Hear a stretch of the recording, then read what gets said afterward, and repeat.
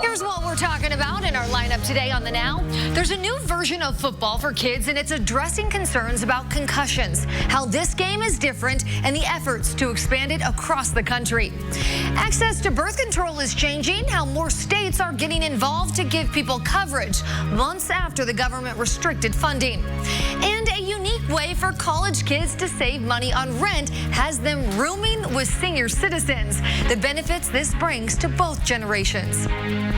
An Indianapolis man hit by an Indigo bus. You first saw it on Good Morning Indiana. Now only on RTV6, Call 6 Investigates. Kara Kenny is looking into how often riders file claims against Indigo and how often they actually get money.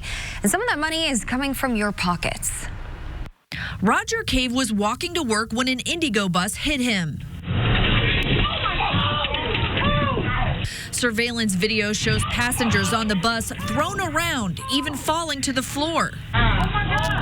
Roger filed a lawsuit and won a $650,000 settlement for his injuries. After Call 6 Investigates got this video, we began investigating how often riders are filing complaints, claiming they were hurt. Call 6 Investigates did some checking and found Indigo's Risk and Safety Department investigated 1,338 cases in 2018. Of those cases investigated by Indigo, only 18% resulted in a payout. This includes payouts for personal injuries as well as damage to property and vehicles. The Indianapolis Public Transportation Corporation, which operates Indigo, is funded in part with your tax dollars. Call 6 Investigates found Indigo's had 31 settlements totaling more than $1.5 million since January 2018. Of course, not every claim or complaint results in a lawsuit, but Roger's case did lead to a lawsuit and a payout. I'm upset that I didn't get more. You could have used that money. Oh, yeah. Indigo declined to go on camera with us, but told us they investigate all incidents that could result in a claim. Accident and incident reports, as well as customer complaints that may result in a future claim, are all submitted to a third-party claims adjuster for further investigation. If the incident results in a claim, the third-party claims adjuster is responsible for determining the liability and negotiating with the claimant to resolve the claim. Roger Cave is still recovering from his injuries. I can no longer type with this hand. Although he says his settlement isn't enough to make up for his injuries, he's glad he filed a complaint against Indigo. Kara Kenny, RTV6. You can read more about submitting a claim to Indigo or the city in this story on the RTV6 app. Kyle, we're taking a live look outside from our IMS Pagoda shot looking downtown, and it was a nice day. Yeah, nice way to end the week here. That's better than the beginning of our week. Exactly. Monday, where we had snow that was flying across central Indiana. Can't see any traces of that there as we look from the IMS Pagoda.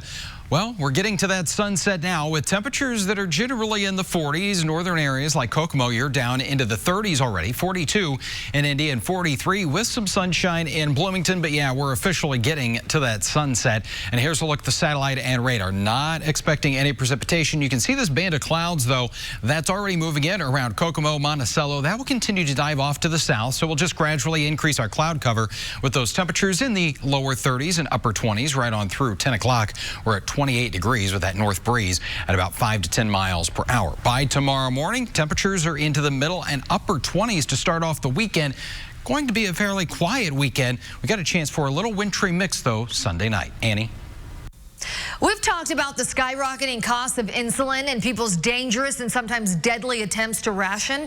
Well, the cost of insulin for an American type 1 diabetes patient nearly doubled from 2012 to 2016 to $5,700 a year. Now, prices are 4 times higher in some other countries, but they have it at least. And there are more than 70 countries worldwide that don't have insulin. It's estimated half of people worldwide that need insulin can't get it. Now, this week, the World Health Organization announced it's launching a new program to improve insulin access. They will start testing and approving generic versions of insulin made around the world. The idea is to drive up competition, lower prices, and improve access. Currently, the global insulin market is controlled by 3 companies. Doctors Without Borders says that insulin access is a complex problem, but pricing is the main issue. We hope the biosimilar companies will actually price their pre-qualified insulin, their insulin, once it's pre-qualified, they'll actually price it more fairly, more transparently, and closer to the cost of production. It costs just $3 to make one vial of insulin, which would be about $72 a year per person. There's also no patent on insulin, so more companies can make it. As you probably know, insulin was discovered like almost 100 years ago now. And in fact, its patent was sold to the University of Toronto by its discoverer for $1 in the spirit of making this available to everyone who needed it. The World Health Organization did something like this before during the HIV epidemic. HIV medications were around $15,000 a year before the WHO got involved. And now HIV generics cost about $75 a year. All right, let's start the Now News feed. A longtime Trump associate is guilty of lying to lawmakers, witness tampering, and obstruction. Roger Stone was convicted of 7 charges. Stone will be sentenced in February.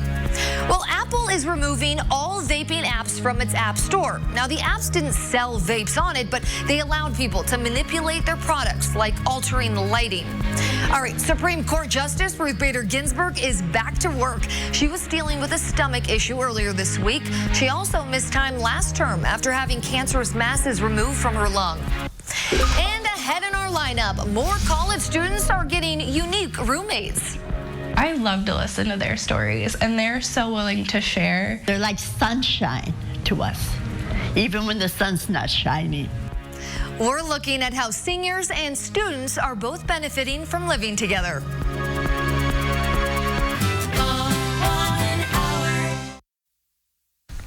This is the Now Indy on RTV6. Today, state and local leaders came together with business innovators to mark a celebration of their work together.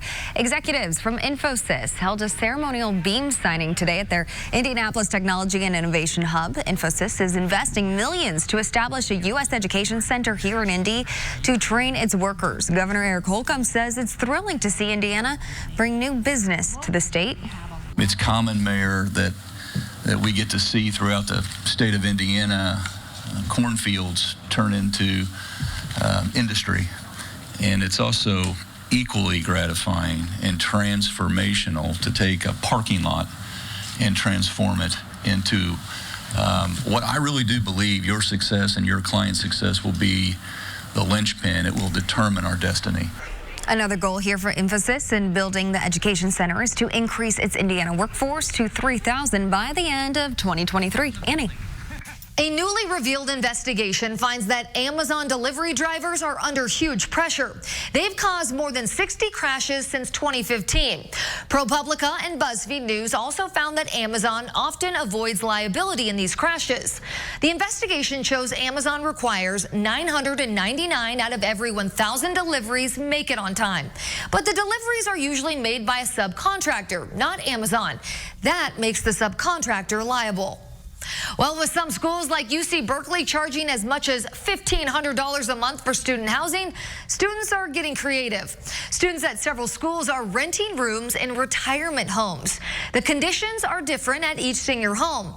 Some Ohio students live for free as long as they give free musical performances, help with errands, and socialize. Students in Minnesota pay $400 a month with utilities and food provided. All they need to do is spend 10 hours with seniors each month. Both seniors and students say it's easy to live together. Now we have the students that are interested in learning from us, and we are learning from them. I've just come to notice that a lot of the challenges that they've had throughout their lives are the same ones that we face.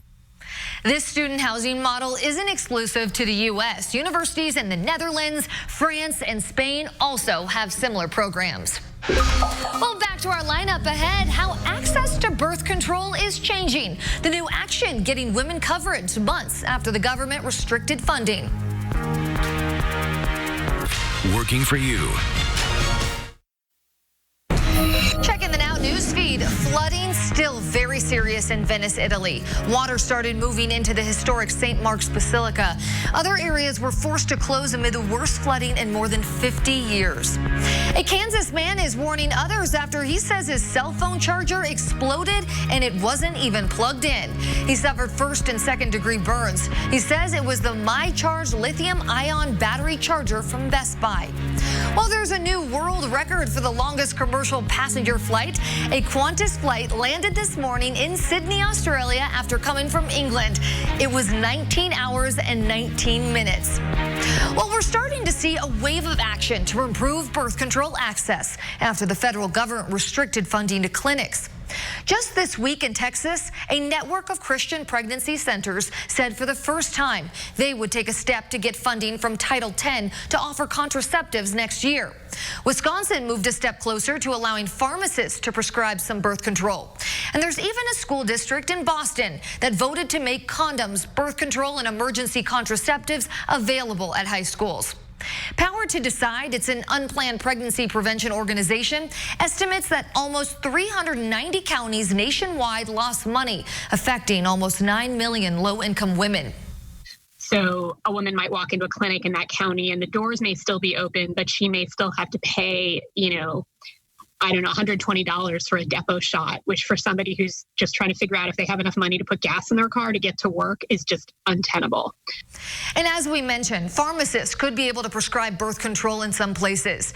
When it comes to funding, other states are saying regardless of what the federal rules are, birth control and other preventative services will still be covered in the state. They will just have to use their own funding to fill the gap. Another trend, 12-month birth control prescribing, but Power to Decide says access impacts everyone.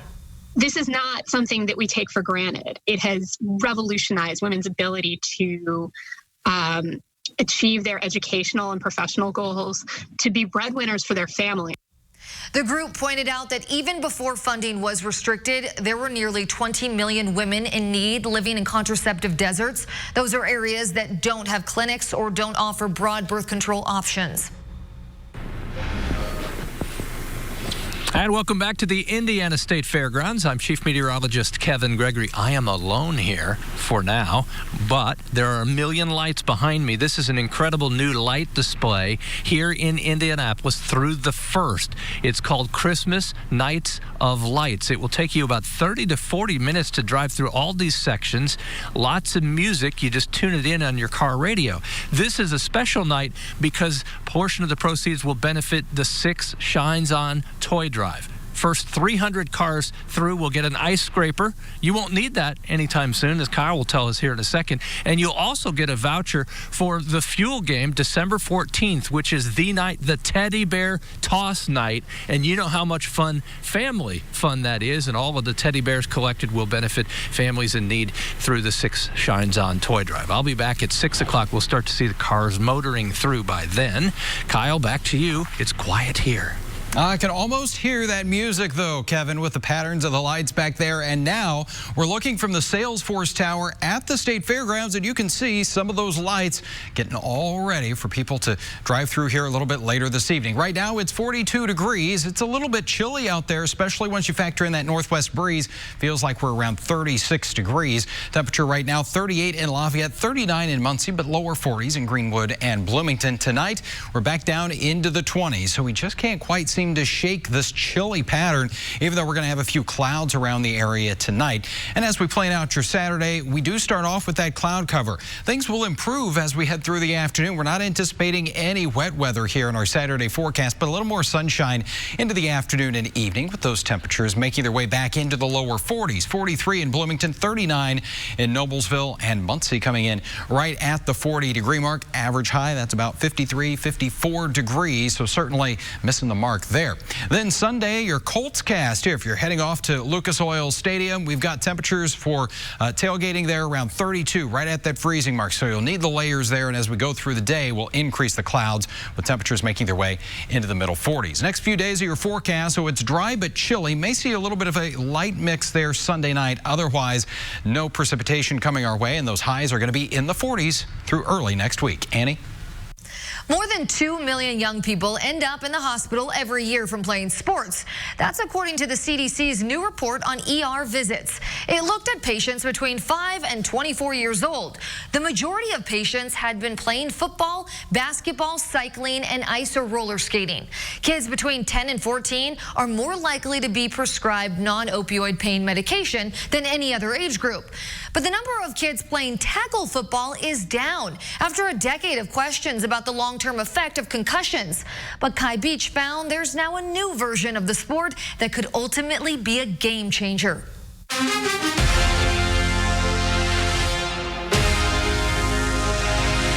Despite being the most watched sport in the country, fewer young people are playing tackle football. Set hit.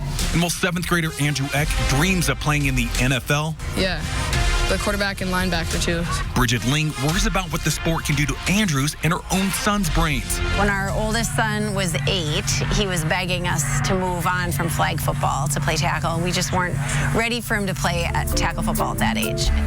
Ready, set hit. A new survey found participation in tackle football for kids 6 to 12 years old dropped more than 17% over the past 5 years. A big reason for the shift? Brain injuries. We just felt that there had to be a way to provide a good interim step for kids to play. So rather than find a new sport for their son to play, Ling and her husband created one. We created Tackle Bar as a way to allow kids to make a transition step from flag football before tackle football. In Tackle Bar, players hit, but they don't tackle each other to the ground. The goal is to wrap up and rip off these foam bars harnessed on other players' lower backs. Buzz, buzz, buzz, go. Tackle Bar coach Logan Ooh grew up in a city that embraced hard-nosed football. Playing football in Oakland, man, I mean, you got guys like Marshawn Lynch in your league. And we're just little kids just cracking heads every single play. Ooh says Tackle Bar teaches players proper tackling techniques and ultimately better prepares kids to transition to real takedowns. As they're trying to teach that same form, that rugby style of, hey, look, we want to track that near hip, and we want to wrap up and drive and keep our head up. Neurosurgeon and University of Minnesota researcher Uzma Samadani says Tackle Bar is much safer than both tackle and even flag football. And she has the research to prove it. We published this paper in the Orthopedic Journal of Sports Medicine. Basically what we found was that the injury rate was 7-fold lower in the Tackle Bar kids versus the other kids. Now entering its 5th season, Tackle Bar is attracting a new generation of young football players. This last year, we were over 8,000 kids in over 2,200 communities, so we've had tremendous growth. Tackle Bar CEO Tim Healy says they plan on continuing expanding to teams across the country. When you're making a tackle, you want them to wrap and rip. This former college offensive lineman learned a lot playing in the trenches, and he hopes Tackle Bar can reverse the trend and ultimately bring kids back to old school football when they're ready. It pains me when I see these schools where the numbers are down so much. This is the way we can save the game. And save more athletes from brain injuries. 1, 2, 3, I'm Kai Beach reporting. Hi, thank you. Well, checking in on the Now News feed, a new report says Americans aren't developing the necessary skills to be competitive in the world workforce. The National Center for Education Statistics says that writing and math skills have leveled out over the past few years. There is one bright spot. High school graduation rates jumped 2%. The National Association of Realtors making a change to help protect you when it comes to buying and selling homes. It banned a practice known as pocket listings. It allows realtors to privately market homes for sale to other agents instead of putting them on public listings. Advocates say that could end up with buyers and sellers losing out on better offers.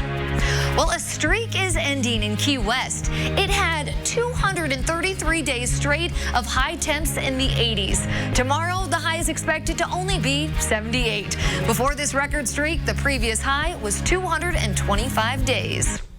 All right, next in our lineup, we know more people are working longer, but it's not just about money these days. The other big thing you may not consider, that's getting people to leave retirement behind.